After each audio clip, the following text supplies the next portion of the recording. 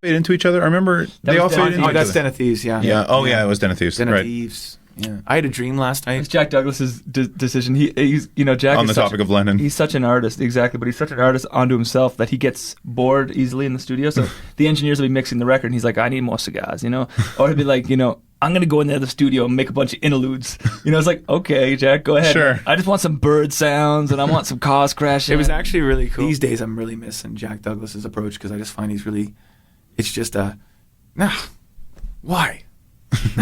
Yeah, just do it.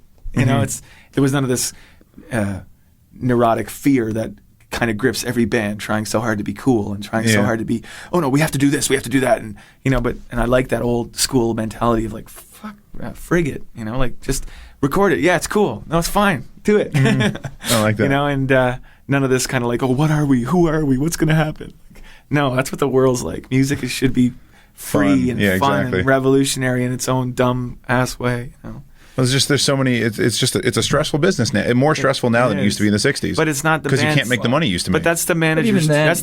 Job. Right. I think in the '60s that nobody knew they were going to be making money either. Right. It was very pure. Yeah. It was like we do it because we love it, because we like girls screaming, because we like this, we like that. It wasn't we do it because we want to be rich. It's like most people thought they'd have to do something else in 10 years. When they got to 30, they all figured, you see those early interviews. We'll with have them. to do something else. Like this is just for fun. It's pure. What I mean? Like whereas everybody's plotting their careers, like what do I want to be at 45? And how am I going to be cool? And how am I going to be, or either how am I going to be cool? Or how am I going to make tons of people like this really awful song? Or whatever. It's like, and it pisses me off because I'm like, I went through like a real serious phase with No Time for Later. Just personally, I was just like, no, it's got to be this, it's got to be that.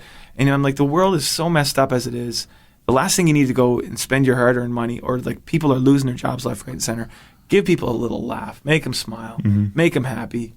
Even if they're like, oh God, these guys. But you know what? That's all right. Play the clown and have a good time. And I just think people take it too seriously sometimes. And maybe that might have happened to us a little bit along the way. But I'm really missing the kind of just fun freedom of it. Yeah, you can say that now though, being in one of the bigger bands in Canada. But for someone starting off, they kind of almost need to plot their career. In a way. Well, but the only thing is there was a lot less plotting that went on. Yeah, I'm sure there was for you. Well, we were a friggin' like we're really all over the place. We're glorified buskers. I mean, like we didn't. There was, we got rejected and like at every step of the way, and we.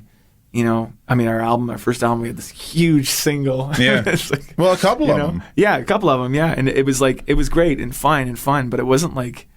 It was kind of nothing was planned. It was all accidental. Yeah, it was an accident. And I think if I can, and you're right though. You have a good point. There are young bands out there like kind of like, what am I going to do? But you know what? Go with love. Yeah, go with love. Very Beatles.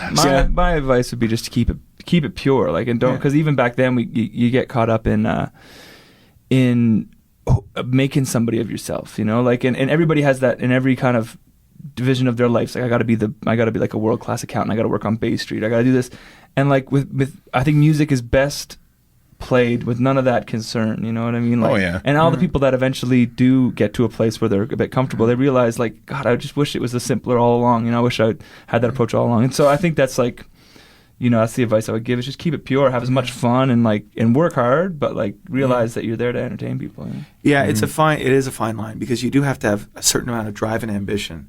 Because like Bruce Springsteen made Born to Run, and he was working 20 hours a day on the album, right? It's a great, beautiful, life-affirming album, but it's a fine line. It really is. You gotta work hard at having fun, and it's a lot more complicated, like you said, than even we're making it sound right now. But it's like a real fine line. It's like if you can get out there and just make people kind of go like, yeah, right on. Like critics don't matter. People matter, and people can feel it. Especially live, they can feel when it's a real deal. Maybe it might be really hard in the world of Britney Spears and the world of all this stuff, but being out there and just being able to go to your common person and say, like, this is it, and they can feel it. And it worked for the Trews, like we didn't break until we got out there and got in front of people in Canada, because people were like, oh, this is a laugh. This is great. You mentioned the big song. Did it ever happen in the States? Not yet. We finally got a record deal in place with some people that are willing to put some money where their mouth is. We haven't done it right yet, right? We haven't. House of Fame didn't even come out. Yeah. Den of Thieves came out on Red, which was a bit of a joke, and no money. At least it got out there. At least people could buy it on iTunes and whatnot. We got to tour. We did 200 shows in the U.S. and we got to a point where like we just sold out, a 1,000-seat venue in Buffalo, and I mean, these are border towns. Yeah, we can do well in Detroit, we can do well in New York, we can do well in Chicago, but it's like we never got the national push that I think we're gonna be embarking on in the next like 6 months. If everything goes well. That's the plan. That's the so plan. you do have a bit of a plan, a short-term plan at least. The best laid plans of mice and men. No, so we'll see. Yeah, you're right. There's a blueprint, there's a skeletal blueprint. Yeah, but we'll see if it comes to fruition. What we want to do is just build that country like we built this country. It's just bigger and harder to do.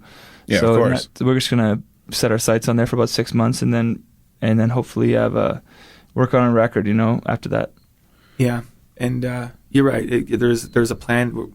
We're just trying to take the philosophy towards like the plan is to go down to the States and hopefully get something going on, so we can keep doing the Trews, which is what we've all worked at and love. But at the same time, when you show up, we're going to be in San Francisco next month, and we'll be in Seattle, and we'll be in maybe Denver, and every one of these places is going to be small crowds, guaranteed. Yeah, but I expect it first. You can go in there and say, this is just one stepping stone towards my ascent to fame.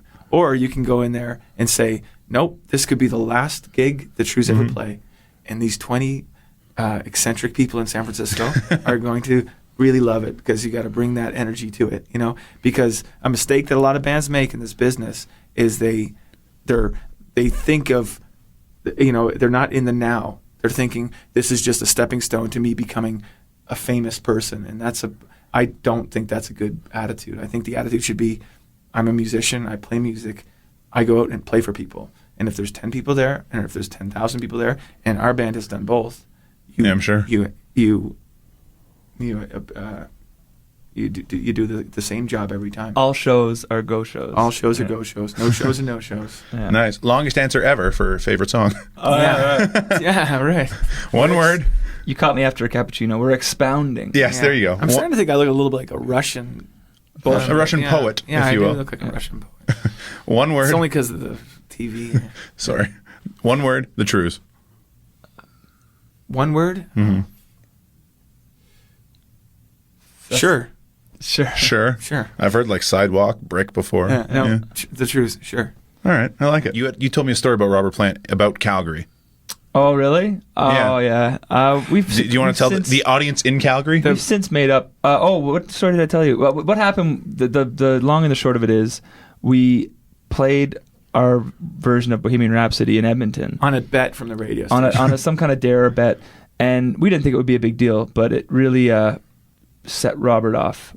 And he didn't, because we closed with it, and we got a standing ovation, and I don't think that didn't sit too right with him. And in his defense, he's probably right.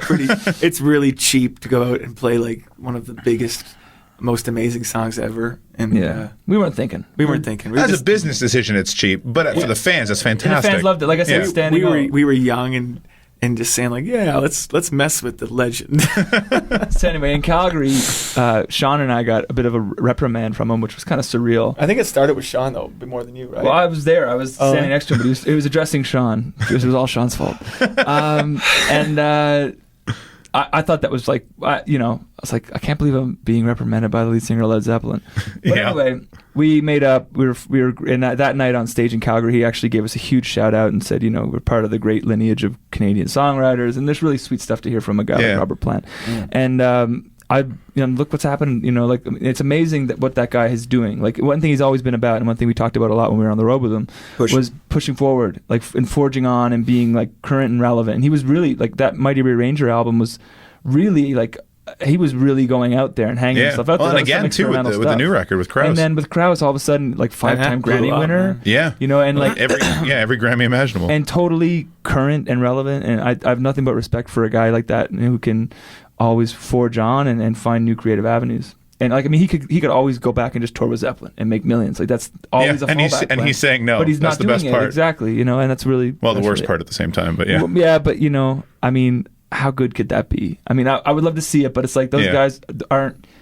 that age anymore. That was a moment. It wouldn't be the same. What moment in time? What he's doing with Alison Krauss is 10 times better than what Led Zeppelin would be now.